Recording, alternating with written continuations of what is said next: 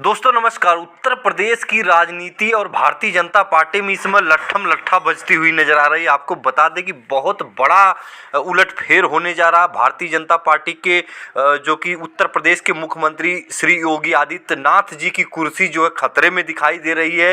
लगातार इस पर चर्चाएं, लगातार इस पर डिबेटें देखने को मिल रही है और यहाँ तक खबरें आ रही है कि डिप्टी सीएम केशव प्रसाद मौर्य लगातार न किसी समीक्षा बैठक में योगी आदित्यनाथ जी के और ना ही अयोध्या वो पहुंचते हैं और नाराज चल रहे हैं। और क्या है समीकरण आपको समझा दूं। आपको बता दें कि 2017 का जब चुनाव था तो डिप्टी सीएम केशव प्रसाद मौर्य को प्रदेश अध्यक्ष बनाकर और एक सीएम का चेहरा आगे करके उत्तर प्रदेश की राजनीति में जिस तरह से एक मुश्त जो है सीट प्राप्त करती है भारतीय जनता पार्टी और सभी ओबीसी एससी एसटी वर्ग को लगा कि चलो पिछड़े समाज का मुख्यमंत्री तो बनेगा, लेकिन जब कुर्सी की बात आई तो ऐन टाइम पर ऐन वक्त में 1 घंटे के अंदर सारा समीकरण चेंज हो गया।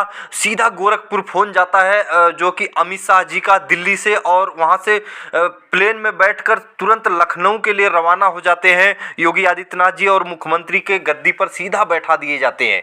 जो कि कोई मतलब इस 2017 के चुनाव में कोई रेस में ही नहीं थे मुख्यमंत्री श्री योगी आदित्यनाथ जी, लेकिन इस तरह से बना। अब सबसे बड़ा सवाल ये है कि क्या ओबीसी एससी एसटी नेता जो भारतीय जनता पार्टी में है वर्सेस सवर्ण नेता जो भारतीय जनता पार्टी में युद्ध छिड़ जाएगा। जो सवर्ण नेता है, चाहे ब्राह्मण समाज से हो, ठाकुर समाज से हो, बनिया समाज से, जो नेता इस समय भारतीय जनता पार्टी में है, वो नहीं चाह रहे हैं कि वो नहीं चाह रहे हैं कि जो कि केशव प्रसाद मौर्य जो पिछड़े समाज से हैं, जिनकी वजह से वोट मिला 2017 में, भारतीय जनता पार्टी की नींव रखी गई, जमीन तैयार हुई, क्या उनको मुख्यमंत्री बनना देखना नहीं चाहती? तो कहीं ना कहीं ये चीज़ें सत्य साबित, मैं अपने आकलन के अनुसार बता रहा हूँ कि जो सवर्ण समाज के नेता हैं वो जो कि डिप्टी सीएम केशव प्रसाद मौर्य को सीएम की गद्दी पर बैठना उचित नहीं समझ रहे हैं। दूसरी तरफ सबसे बड़ा सवाल है योगी आदित्यनाथ जी के लिए, सबसे बड़ा खतरे की घंटी है दिल्ली की तरफ से। अगर रुझान करते, कई बार ऐसे नाराजगी मिली। आपको बता दें डिप्टी सीएम केशव प्रसाद मौर्य, उनको भी पता है कि मौर्य समाज, शाक सैनी, कुशवाहा समाज ने जिस तरह से जो कि सीएम की कुर्सी के लिए वोट दिया था, लेकिन निश्चित तौर पर जिस तरह से ये समीकरण गड़बड़ाया और ओबीसी वर्ग का कोई मुख्यमंत्री नहीं बना, सीधा सवर्ण समाज, मतलब श्री योगी आदित्यनाथ जी ठाकुर समाज से आते हैं, उनको मुख्यमंत्री सवर्ण समाज में से आते हैं, तो उनको गद्दी पर बैठा दिया गया। तो ब्राह्मण और क्षत्रिय समाज के जो नेता हैं, क्या वो नहीं चाहते? सबसे बड़ा सवाल यही खड़ा हुआ है। और पिछड़े वर्ग में एक अलग दिलचस्पी देखने को मिल रही। पिछड़ा समाज यही सोच रहा है कि हमने वोट तो जो है कि दिया था जो मौर्य, शाक सैनी, कुशवाहा समाज, मैं तो डिप्टी सीएम केशव प्रसाद मौर्य के मुख्यमंत्री के लिए वोट दिया था, लेकिन ये हुआ क्या? ये समीकरण गड़बड़ाता हुआ नजर आ रहा है, जिससे समाजवादी पार्टी को इसका फायदा मिलता हुआ दिखाई दे रहा है।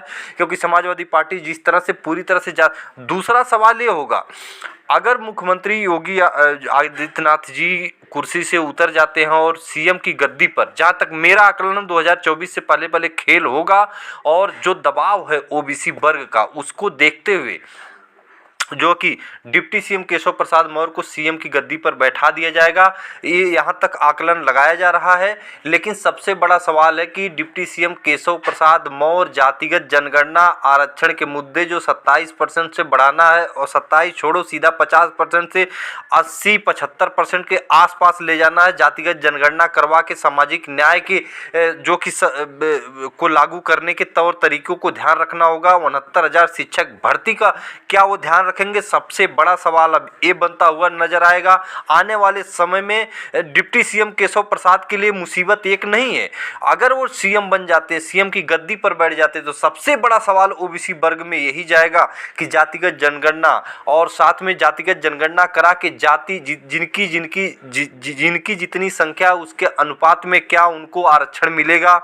क्या 69,000 शिक्षक भर्ती वाले लाठी खा खा के बहुत फिट हो गए हैं, मजबूत हो गए हैं, क्या उनको न्याय मिलेगा? क्या वो 6800 जो वैकेंसी थी जिसको कोर्ट ने माना, क्या उसको उनको पिछड़े और दलित समाज के जो अभ्यर्थी हैं जो दिन रात जो है कि धरने पर बैठे, क्या उनको न्याय मिलेगा?